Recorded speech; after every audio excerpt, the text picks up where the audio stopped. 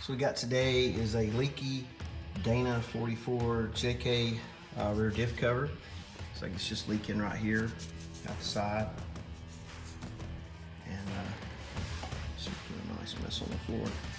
Fortunately, it is not the pinion seal, so this will be a super easy fix that we can knock out real quick. So first thing we're gonna do is drain the diff.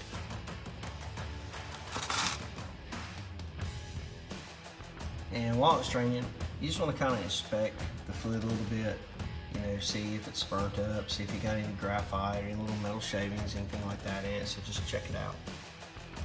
So the next thing we want to do is we want to remove the diff cover by starting out by just taking all these bolts out right here. Use my ear wrench to do that.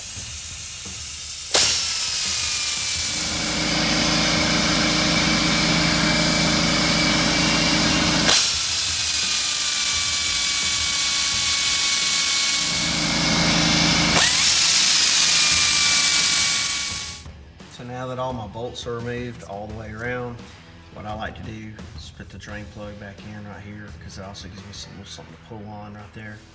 And in this case, the diff cover is really ready just to come off. But if you have a little bit of problems getting it off, you can always put a very, very small screwdriver in right here and give it a couple of taps with a small hammer. You don't want to scar the facing up of the cover or the diff housing. So you really just want to kind of work around the edges if you have to do that. In this case, it's pretty loose, so it's just going to come right on off.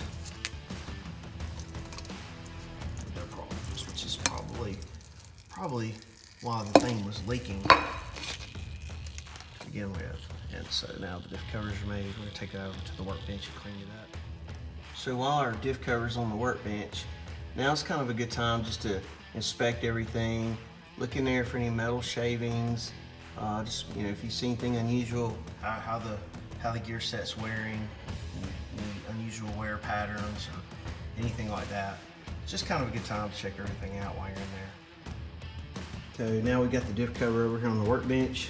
We're just going to remove this old gasket material, and we want to clean up the mating surface of the face of the diff cover really good. We also want to clean up the face of the diff housing as well, where this is going to bolt up, and you know, some brake parts cleaner. I like to use O'Reilly's because I really like O'Reilly's, but just because I like the store.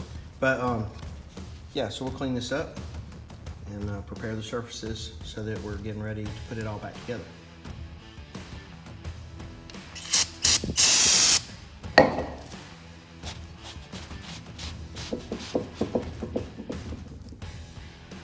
So now that we've gotten it fairly clean, we just got to get the rest of this gasket material off, and you can use a razor blade to do that. You'll be very, very careful. Again, just try not to scratch up the surface face. Also, the reason this was leaking, and you can see right here, it took a really good hit from a rock, and you can see where the oil from here down going in that direction is kind of where it was leaking. So this became a raised spot on the face, and I just took a flat file here and just worked that a little bit to smooth it back out. I didn't want my file to go across here because I didn't want to create any gouges or scratches, you know, that the oil could travel through to get back out again. But I did just file that down a hair because obviously I hit a rock pretty good.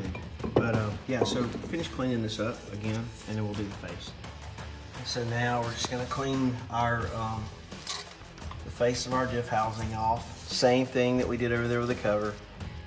If we got any gasket material, we'll just very lightly hit it with a razor blade. Use a little brake parts cleaner as needed. Take some of this old RTB off.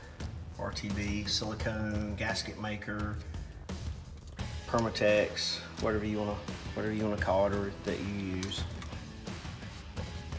Okay, so now our face looks real good, and our diff cover looks really good. So now we're ready to start applying some gasket seal or RTV. You can put a gasket on it if you want. Some people do that, like this right here. But I'm not gonna do that. I'm just gonna use some black RTV. I like to use this Mega Black right here. I like the black color also because it doesn't show up like a blue or something like that. So now we're just gonna finish up running our bead of RTV around it, and it's ready to bolt up.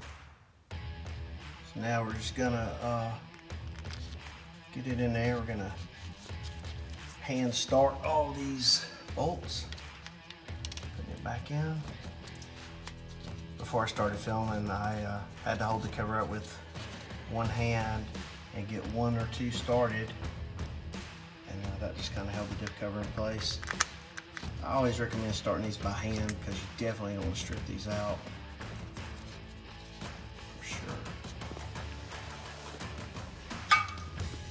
And now that I have all these on hand tight, you just go around and snug them up. You don't want to tighten them, you don't want to over tighten, because we're going to take a torque wrench and check the torque spec on all these. But you just want to go in a crisscross pattern like that. You don't want to tighten in a circular motion.